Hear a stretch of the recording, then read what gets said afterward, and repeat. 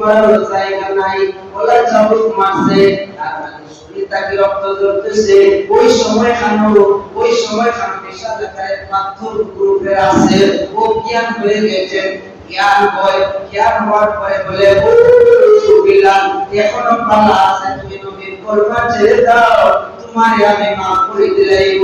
বিলাল রাদিয়াল্লাহু তাআলা কে ডাকতে রে, তুই আমার এত চামচ মারছস, এখনো আমার কলিজার মাঝে লাগে নাই।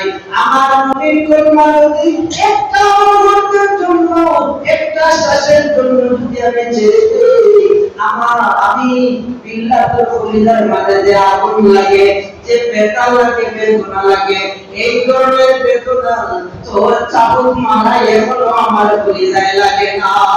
সুবহানাল্লাহ।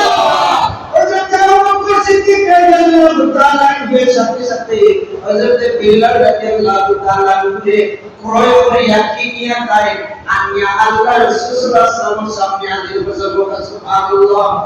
ও ভাই, আমরা মুসলমান, আমাদের ধর্ম, আমাদের নিয়মে চলবো, খেতি করব না, সেটা আমার বিষয় নাই। আমার নবীর আকীদা অনুযায়ী আমি চলতাম। আমি আর রাসূলের বিরুদ্ধে মাথা, আমার আদর্শ নাই, আমার নবীর আদর্শ নাই।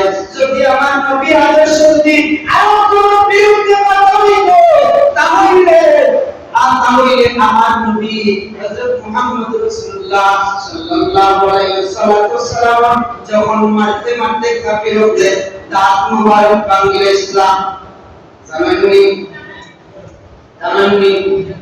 দাঁত মুবারক ভাঙিয়ে ইসলাম ভাঙিয়ে বাড়াই দিছো। তার কাছেও আমার নবী রাহমাতুল লিল আলামিন জিবরিল আমিন আমার নবীর কিনারে হইয়া, ইয়া রাসূলুল্লাহ, ইয়া হাবিবাল্লাহ, আমি জিবরাইল আপনার কিনারে হইয়া, আমি জিবরিল আমি আপনার পাহাড় উপরে তুলে আসলাম। ও ইয়া রাসূলুল্লাহ, ইয়া হাবিবাল্লাহ, আপনি শুধুমাত্র একটা বার আমার অনুমতি দিন, আমি দয়ার পাহাড়ে আমি উল্টাইয়া আর কাফির হয়ে ধ্বংস করে দিলাম।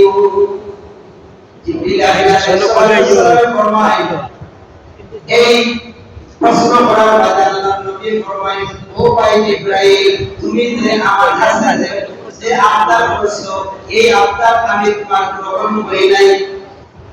ইয়া রাসূলুল্লাহ, কারণ কি?